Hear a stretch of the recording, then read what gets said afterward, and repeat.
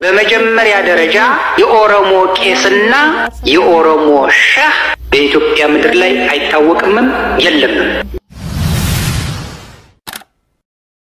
በቀያችን ባይተዋር መሆን ይገባናልን? በአካባቢያችን ባይተዋር እንግዳ መሆን ይገባናልን? ለህዝባችን ይሄ አገልግሎት ይመጥናናል ብሎ ለመጠየቅ ምን መሆን ነበረብን? ምን ቋንቋ መናገር ነበረብን?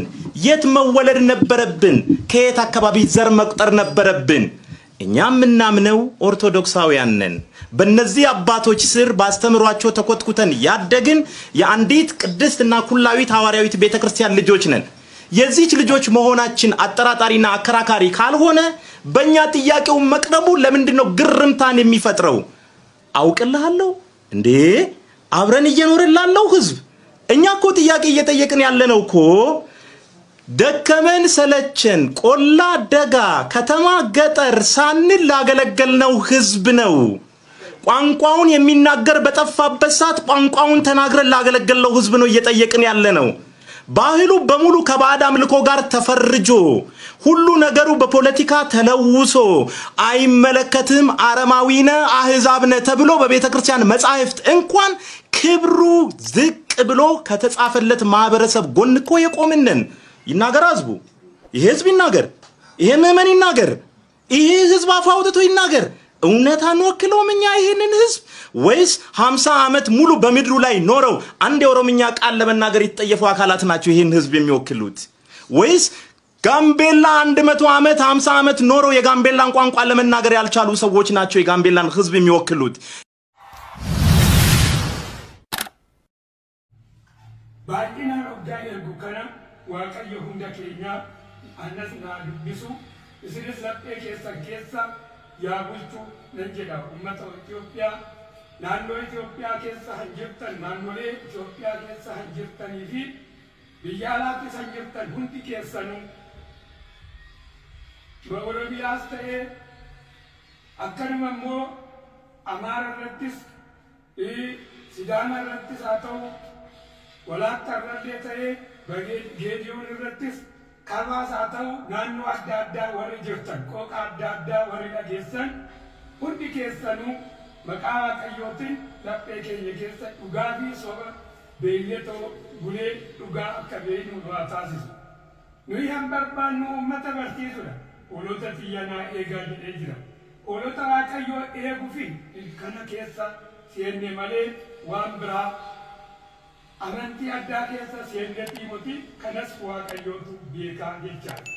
Haa ta'u malee eersan maal jedhee ijoolleen barattoonni isaa gisee baay'atan sababan namaa hidhan. Nutti bakka bullu nutti dhiphatee jira. Bakka bullu kan immoo bakka bullu hin qabnu sila ta'ee iddoo biraatitti itti daanee baay'annee baay'inaani mana ijaarree jiraachuu nu barbaachisa. Iddoos barattoonni sun immoo ummata barsiisuuf waan biraatti himatu. Koo baay'anne maal rakkoo hin jiru. Baay'inni rakkoo hin qabu. Namni tokkichi naannoo 3-4 bulchuurra Phaaphaasii tokkichi 5-6 bulchuurra maal ta'a wal gargaaraniitoo koo baay'inaan ummata adeemnee ummata keenya barsiifne shakkaadha. Waaqayyoo san jaalatu kan mee hoo dhugaa dubbannu akkana mee kara saneen dhugaa deemne gadaanii meeqatu jira? Beeta kiristaana yookiin bataskaana adda addaatitti barsiisawwan han barsiisan qileedhan aqwaaqwaamiin matsaafan qidaaseedhaan adda adda han barsiisan taabotaan jira. Walaayittaa keessa deemame barsiisan tokko jira. Ishi gadaaniin jira.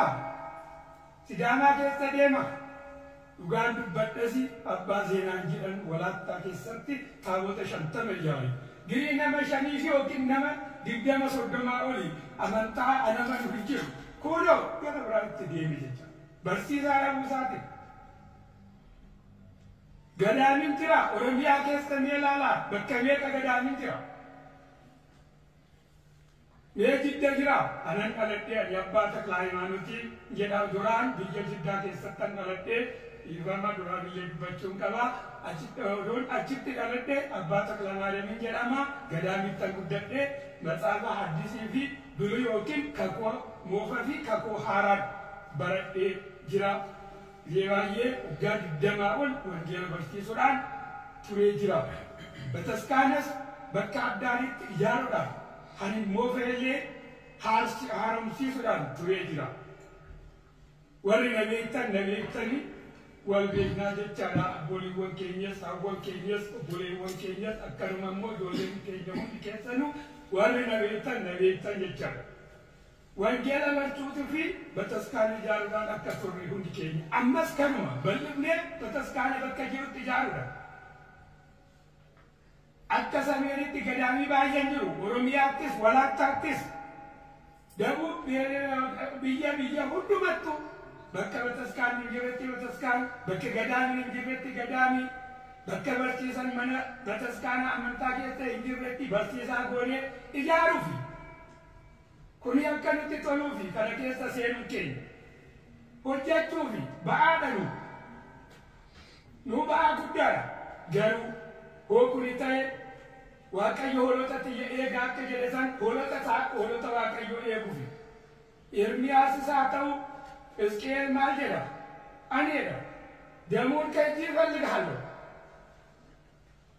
እነዚህን በጎች ባትጠብቅ አውሬ ቢበላ ደሙን ከእጅህ እፈልጋለሁ። hoolota tana hoo eeguu baatte bineensonni nyaata dhugate harka keetirraa yookiin sirraa dhiiga isaanii hin barbaanne jedha. Dhiiga isaa akka nurraa hin barbaanne har'anii bineensonni hoolota tana akka nyaanne isaan eeguuf kaane ni ammaa ni dhanne maal inni hoggaa jettani meeshaa hidhanne ani akkasitti allaala. Namni tokko waan biyyaa isaa ta'u biyya naannolee adda addaan eegan biyyaa hin ta'e lakkisaa fi mati hundumaa qixxee barsiisuuf hundumaa qixxuma tokkicha goonetti hunda qixxee barsiifna. Iyyaan hojii qabu akkasumatti hojii isaa hojjete an Oromoos danda'u as Sidaamas danda'u akkanumatti adda addaa qooqa adda addaatti san danda'u akkasumatti hundumaa wal qixxee ilaaluufi. Walqixxee ilaalla garuu hanqooqan hin beekne suni beekuu qaba. Dhugaanis ni jira odoon haa ta'eedha.